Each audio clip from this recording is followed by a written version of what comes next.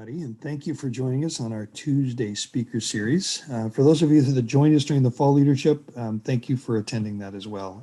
Certainly, we thought it went very well. We provided a lot of updated information related to the operations this year, everything from career essentials to contests to how to register. But today we wanted to spend a little bit of time for folks that are new, and this isn't only for advisors, it's for students as well, because we're going to talk a little bit about how to register for events, how to look up information about those events so you can see where it is, and answer any questions you may have about what kinds of things you want us to talk or share with you. So feel free to type in your questions into the chat session there, and we have Ashley and a few of our staff members with us that'll be watching that. We'll take some breaks along the way, but we're going to show is a show and tell time kind of today. So we want to show you some of the things that you may have not seen yet, and we want to talk about those and help you understand how to get there, hopefully to make it more successful, not only for the advisors, but for your student candidates as well. So we have myself, Loretta Caballero, we have Antonio Garcia, Ashley Conger, Mr. David Tycho, and Ms.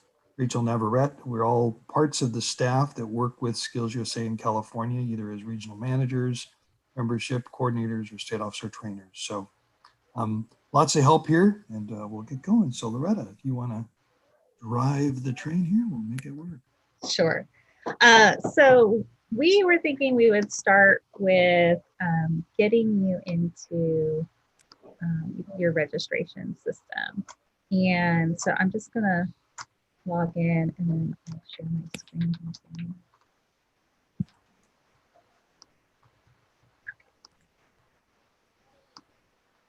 So once your advisor has logged in to this registration system, there's a lot of information on here and a lot of access to information on here. So today I'm logged in as Mr. Tycho, and he has uploaded a few of his students. His whole chapter is not uploaded yet. He wanted to make sure his chapter officers were able to attend the Fall Leadership Conference.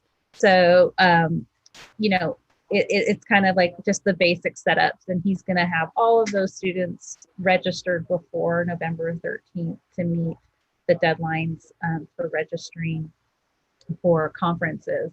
So if you don't know what those dates are, November 13th, so it's a really important date to keep on the top of your mind.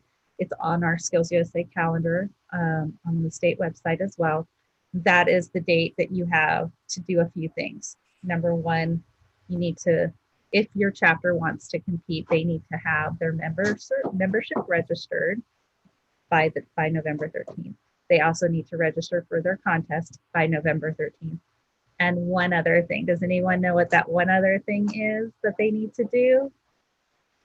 Feel free to unmute yourself. What else do you need to do by November 13th?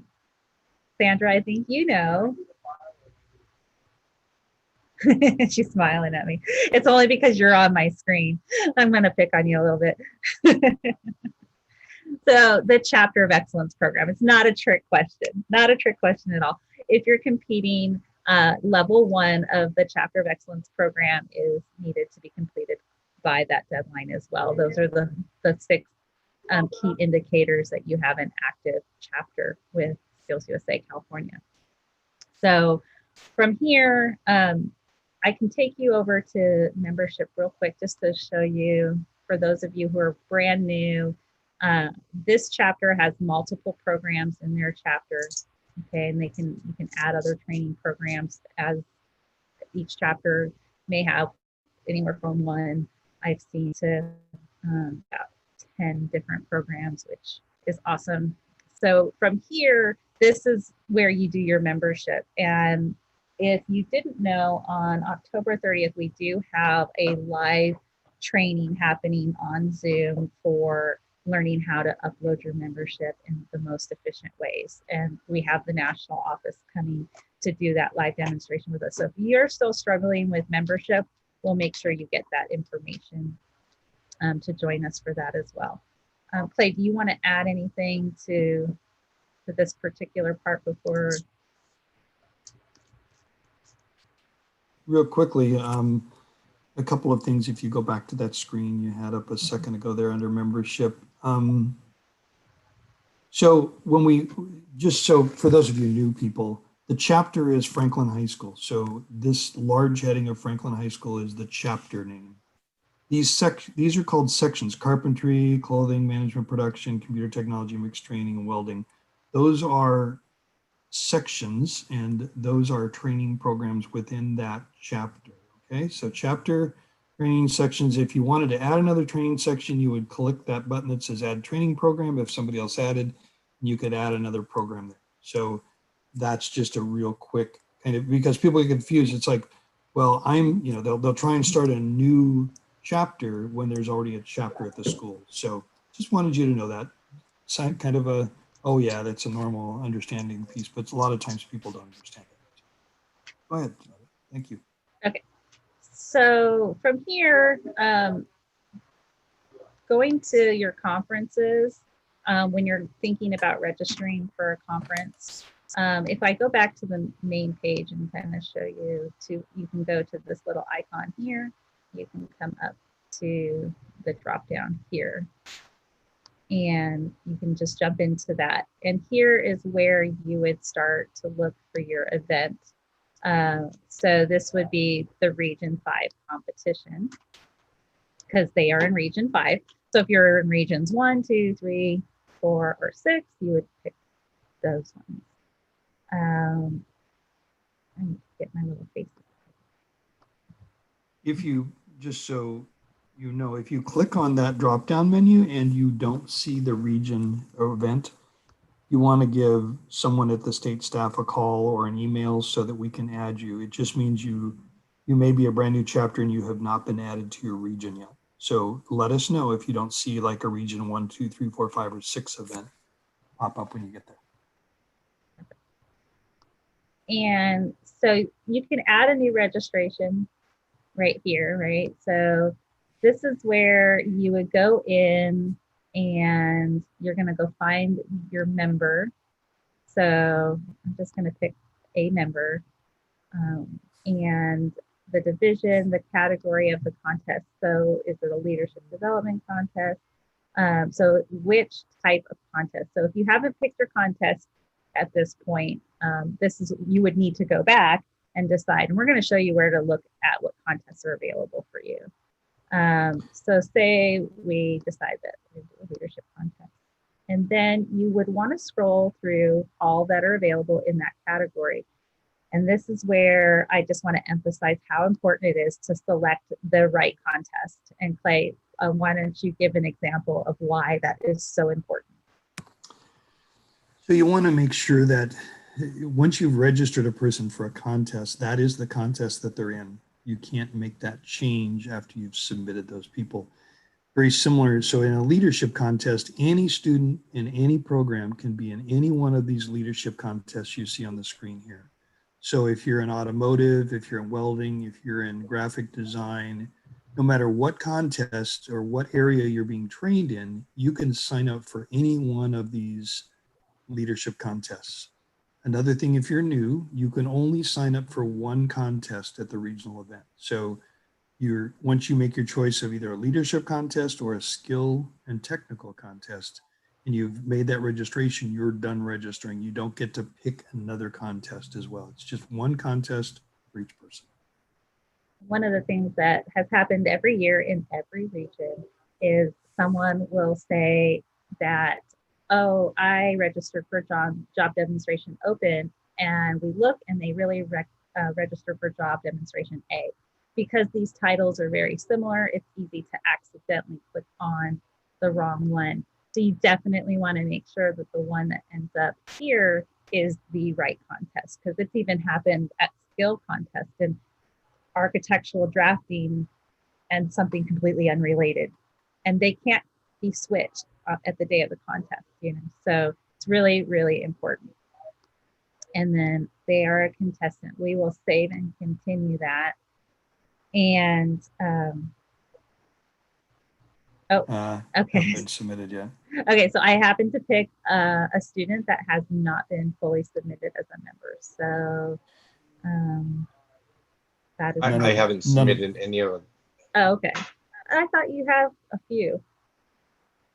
Okay. Okay, so, but it's okay. Let's talk about what you see on the screen right there. Go back just a little bit. Okay, so if you see that red banner right there that says, so if you get frustrated, don't get frustrated. It says this event requires contestant to be submitted before you can select a contest. And so that means that you're going to have to go back to the membership piece and submit your students before you can put them into contests. So the membership registration opened in August, and we delay the opening of the contest because we want to give people a chance to join. So if you look at this as your membership page, you can see it says not yet joined. Those are the people that haven't been joined. There's professional members, and then there's student members. So once you join the members, it will move from this column over to the student member column, and then you can put them into contests. But you can't put them in contests until you've joined them as members. So you're right, David. You didn't officially join them yet. So can we go ahead and join my students in my section? it's going Would to that be take, okay? well, it's going to take us through some back office stuff that I don't know that I would want to display to the public. Okay. Does that make sense? It does make sense, yes. Yeah. So just going back, once you do that, it's going to take you into another screen that's going to ask you very important information. And this is what we can't stress enough this year, because we are going to be in a virtual setting, that you do need to complete the contestant information page very accurately, including their contact information as far as like the email that we're going to send their appointment time to, their address if we're shipping them a shirt. These details, the information is not shared with the public. It is just a vital part of the data that we need to produce a legitimate contest and conference. And in the past, you could get away with not putting in some of the details, but in this virtual setting, it's going to be really, really important. And, Clay and I, you mentioned a few things earlier today on why you might want to share a few more of those details. Yeah, so for example, it asks for, whether it's a student or an advisor, it asks for your mailing address, or it asks for your address. If you put the school address as the address for every person, because that's what you've done in the past, just know that if that person opted to get a t-shirt, or if there's any materials that are going to be sent to that person, they will get physically mailed to the address that you put in the system. So if you don't go to the school on a regular basis, if you don't have access to your school where you can pick things up, or you forgot that you had to go to the school to pick them up, or it's the holiday break and there's no one at the school, if that is something that's going to cause a problem for you. If you don't give us your correct email address and you're an advisor, it's going to get emailed to the email address that you give us. So if you misspell your name, or you may want to check that, because a lot of times I've seen, we do a lot of communication via email, and I get a lot of comments from people saying, I don't receive your emails. Well, that's usually a couple of reasons. Either it's being blocked by the filters at your school, if you use your school email address, or you've misspelled your email address and it's off by many times just one character. And so you won't get our emails. So it becomes very, very critical this year, because we are in a virtual environment. All of your student registrations, all of the contest times that your students are going to be signed up for, all of that information will be sent to you electronically. And if you don't receive them, then you're jeopardizing your students' ability to participate in the event, because it's the only way we have to communicate with you. And if I know a lot of teachers, when they go on holiday break, they choose not to check their emails. If you don't check your email, and if an update or something comes across that's important for the conference, and the conference date comes and goes and you didn't get to participate, you've missed your opportunity for that student to participate in that event. So please, I can't stress enough how important it is you give us an accurate email address for you, and preferably your students too.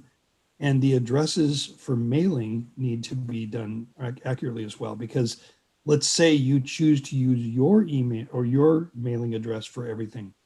We know from past experiences, recently when we did the medals from the 2019-20 regional events, we sent those to the schools. We received probably 25 to 35% messages from the people that were advisors saying, I never received my medals. And we tracked all those. We put tracking on them, and they were delivered to the schools, but we all know that once things get to your school, many times they don't get distributed to the right person. They may sit in a corner, they may sit in a warehouse. And so it jeopardizes the opportunity to receive medals and different things that come along with the conference. So please take your time and be accurate with that information. Thanks. So we're definitely going to run out of time today, folks. So let's just jump into a few other details. One of the things that you'll notice on this screen is that this is where you're going to access your Chapter of Excellence program. So I would jump onto that even this week and just get a feel for it. The level 1 is 6 indicators, and you've probably done most of them already. And so it's just a matter of filling out that form and then seeing what else you have left to do. So be sure to jump on that. Don't wait until the night before registration's going to close to do your Chapter of Excellence application, because what if you need one more thing to complete that? So I encourage you to do that with your students this week or next week in your next virtual chapter meeting, if it's whether it's once a week or once a month. Just kind of plan on that. Access to the technical standards does come through this portal here. And there's 2 things I really, really wanted to show you guys today, just because this is a little different. So I'm going to show you the National Technical Standard first. This is that hierarchy of how these contests are all developed. We take the National Contest Standard and we hand it to our business and industry technical committees, and they build contests that pare down to the state level and then pare down a little bit farther to the regional level, so that you have, when we are advancing students, they receive the next level of challenge, the next level of contests where we have more time with each one, that kind of thing. So this is the place where if you're wondering what a contest all the way to the national level looks like, is where you're going to find it and what we base our contests on. So if you click on that, this is what's new. It's new to us as well. So the national office has moved where these are. So those of you who have been around, this might look a little different. So I'm just going to log in. And if you don't already have a login for this porthole, you can request one and get your access. But what I really wanted to show you is how to find that. And what you do is you go to this My Courses and Professional Membership Benefits. And when we get in there, you're going to see, depending on whether you already have courses in the Career Essentials curriculum, that's in here too. If you haven't already subscribed to that, it might look a little different. But this Professional Membership Benefits is where you're going to go. As a member of SkillsUSA, you have access to all of this. Okay, so here's where the new Program of Work Toolkit is, the new Framework Toolkit is, and then the Championship Technical Standards. And once you're in there, you scroll down a little bit, you can start and resume at any time these things. I started today the leadership development.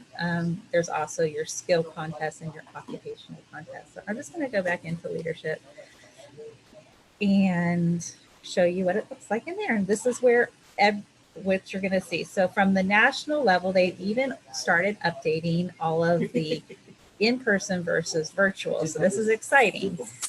We get to see what they'd like to see us aim for on a virtual contest basis as well. So you have more than one, but you would scroll down, find your contest. So let's do prepared seat. Oh, here, job interview. So job interview virtual, you click on that, and what it's going to give you is access to the PDF that you can download, print, view online, and these are the standards that we build every contest off of. And it'll take you through the purpose, the eligibility, the rules. And so if you're not finding something that you're looking for on a regional or state level, this is the best place to go to look for the national technical standards and know that that's what we're referencing when we build contests. Clay, before I go over to the state website, do you want to say anything about this? I do. So a couple of things you look through here, you'll notice this is not the contest. This is the technical standard of how the things that need to happen for an event. Clothing requirements this year for regional events, the SkillsUSA attire will not be a required issue. So don't think you have to go out and buy red blazers and windbreakers and those sorts of things, because that will not be a requirement for the contest this year. But if you would scroll down a little bit, so it talks about observer rules, equipments and materials, different things in here. Keep scrolling if you would. Scope of the contest, that talks about what is going to be evaluated. The contest guidelines are there, so what that is going to be. Keep going. And then it talks about the standards and competencies. Scroll up just a little bit if you would. So when people always say, what do my students need to know and be able to do to be successful in this contest? This is what the students need to know and be able to do to be successful. So and people always say, well, I don't want to know what they need to know and be able to do. I just want to know what the contest is. And the thought behind this technical standard is if they can do the standards and the competencies and understand the different parts of what the student needs to be familiar with, then they will be successful at whatever contest they develop and have your students do. All right, so some of the specifics are right next to it there. You see judges review their time, there's 10 minutes. I mean, there's all those things that are a little bit of specific about what the contest will look like, but then the competencies are what the students need to know and be able to do in order to be successful in the contest. All right. Lots of confusion usually on that. Yeah.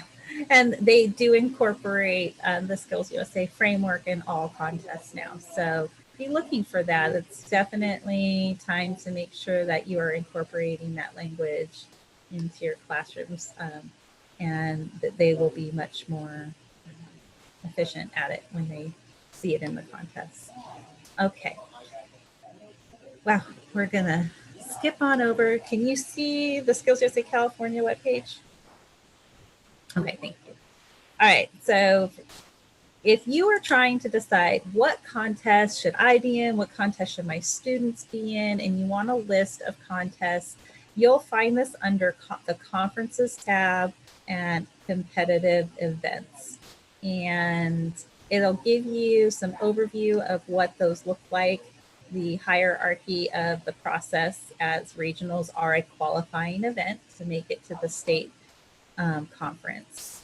Right here, you can see that we have this button, and what that's going to give you is a PDF document that shows the list of our contests. Now, this is last year's list. However, we are still offering all of these contests, and there might be a few added in which we will update the list, but we wanted to make sure that you have access to this list right now, so you can tell whether or not they are a leadership event or a skill event, whether they're a team event or not, and how far they can go. So if it's a state only, you can compete at regionals and state.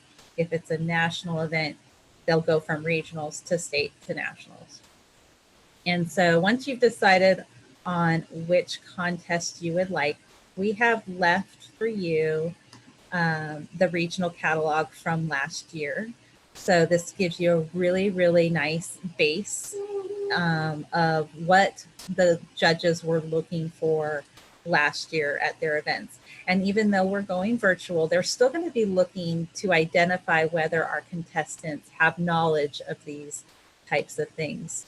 So the best way to view this document is to use the bookmarks, because you can find the contest of your choice after you've decided that you want to do crime scene investigation. You'll go there and it's going to give you some more specifics at the regional level on what those judges will be looking for.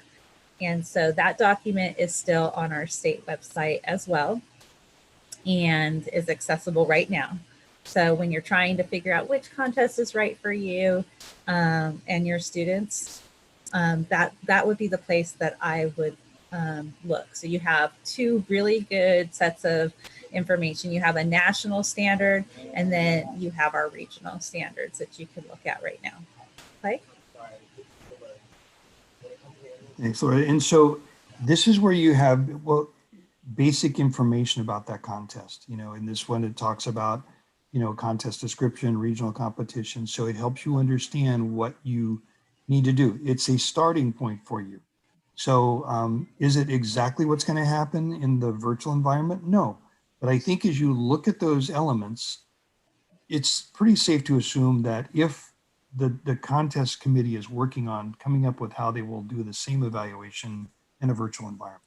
So as soon as we get that information from those folks, we will post it and we will send an email out to everybody letting them know that those materials are posted. I would check back on a regular basis to see as they get those updated, we will go ahead and start posting them for everybody to look at. Right. So since we are pretty much at the time, I'd like to open to questions right now.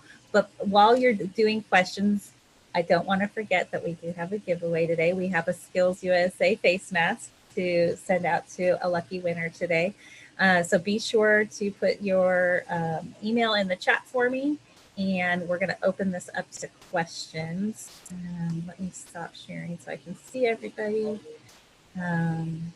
Okay, so anybody have any burning questions that they'd love to have answered? I'm happy to answer those. Ashley, do we have any questions that came through? We do not yet. Okay, thank you. It's hard to look at the questions and the screen. Just getting emails. Yeah, absolutely. Wonderful. Thank you for all the emails. Well, Sandra, did you get your gift? Did it arrive? Okay, good. Good. I did mention that we are having a special seminar on how to register and how to do like the upload your members in the most efficient way so you're not entering them individually on October 30th. And if you're interested in that, it is a register event on Zoom, and I do have that posted on our state website that you can register for that under the membership tab. I'm just going to double check.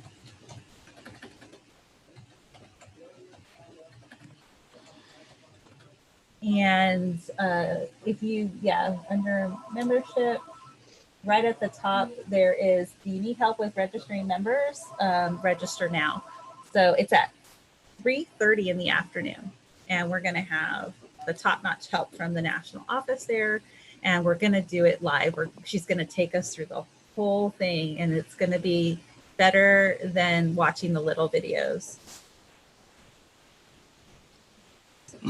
And while we're still waiting for some questions to come through, I will mention that you noticed on the national website, it had 4 different types of contests. It has demonstration contests, it has leadership development contests, it has skill and technical sciences contests, and it has occupationally related contests. In California, we have boiled those into 2 different categories. You either have leadership contests or skill contests. And so you get your choice of one of those 2. All of the national contests are offered in California. But we have people that get, they have questions or challenges as to knowing what's an occupationally related, what's a demo, what are the different things. So to make that simpler, we put them into 2 categories for you. So I didn't want you to think that we weren't offering everything the nationals do. We offer everything they do, plus we have California only contests. So we have a few extra ones. I did get a private message talking to the possible challenges that students might have with internet. And the technical committee has been really discussing how they're going to do this. For example, I just, spoke with someone who's arranging leadership contests, and how they're going to allow time for technical difficulties to be resolved is built into their timeline, so that students can reestablish connection if that's what's necessary. We're definitely going to have to put together some best practices, maybe some tips on, maybe they need to, we don't know what they're going to be allowed to have access to necessarily come, January when competitions begin. So making sure that they can identify a place where they can be that has the best Wi-Fi signal, whether that's a family member's home, or whether it's, a local library, what in their area is available for when we do need to see them on their live interview and things like that. So thank you for the question. I know that it is definitely something that is being discussed and being put into a practice. I don't know if you want to elaborate on it anymore. That I know that's a tough one to give a definite answer on, because it's a reality that we're all working through. Sure, no, and I'll just say a couple of things. Number one, so you are faced with this probably as teachers in the same situations we are, and so we understand that also. I think the other thing we have to constantly keep in mind, because we are teaching career and technical education preparation courses, we're preparing students for the world of work, and so we certainly understand that they're not going to go to work in a virtual environment. They're going to go to work in an actual environment. But it never hurts to try and reinforce all of those important values of the workplace: being on time, making every effort to make sure that you have things ready to go when it's time to be in class. All of those sorts of things are the same things that we are going to try and model through the competitive events experience as well. Because you can imagine that if we have appointments set up for 110 students and everybody shows up a few minutes late or has connectivity issues, it can really cause some challenges for us. So know that we will make a reconsideration we can, but we also are going to be fairly strict with regards to being on time, being there when they're being asked to be there, and then we will let those judges make the determination as to how they want to make that decision as to did it work, did it not work, were they able to do what they needed to do. And I think it's important to know that they're not going to need anything that they don't need currently to attend a class. So if they have resolved that issue, they have time to consider that, that as well. But if they are successfully making it to class right now, then that should be enough for them to know that they'll be able to participate with little to no interruption. For those who are struggling with that, we need to come together and figure out ways to recommend that they go to, maybe the school can open up a multi-purpose space that's socially distanced just for that afternoon that those students are going to compete, so that they'll have adequate Wi-Fi. Every district is going to treat that differently. We know that. So we are out of time. We have another question though. Is Yeah, this go the one ahead, from Ashley. Mr. Jimenez? Yes. Go ahead. So David asked, for skill contests, how will creating additive manufacturing objects work? Will they need to have physical objects made? So it's a good question, and it's one that a lot of contests will have, David. So I guess my question to you is, are you currently creating things in an additive manufacturing environment in your classroom? If you're teaching virtually, how do you manage that from a teacher perspective? They don't have access to the equipment. I think the safest rule of thumb to apply to situations like that is know that there will be a minimum of 3 categories in each one of those skill contests. There'll be a written test. It'll be a comprehensive written test. It'll be fairly significant. There will be a resume required for every contest, which the format is found in one of the contests. We'll share that on our website. And there will be an interview, most likely, for every contest. And so while they may not create an additive manufacturing object with their 3D printer, they will be asked questions about how you set it up, different things related to doing something in that additive manufacturing workspace as you're teaching that class. And so it will be taken from those standards you saw a moment ago about how they're going to do a written test related to that. And included in that written test, as Loretta mentioned earlier, will be things related to the framework and SkillsUSA. So be sure that you're covering those other materials as part of running your chapter so that when the student gets to that question, they'll be well prepared to be able to answer that question. I do know that I spoke with another technical committee member, not in additive manufacturing, but they plan to create a scenario on screen, and they will share that with the student, whether still or in video. And they're going to be basically saying what should happen next or what is wrong with this scenario, giving them some problem solving to do. So if our additive manufacturing technical committee members decide to create that, it'll be part of that interview with them. And I haven't talked to that particular committee yet, so lots of unknowns, but also some really, really great problem solving happening here. The committee is really getting excited about the possibilities.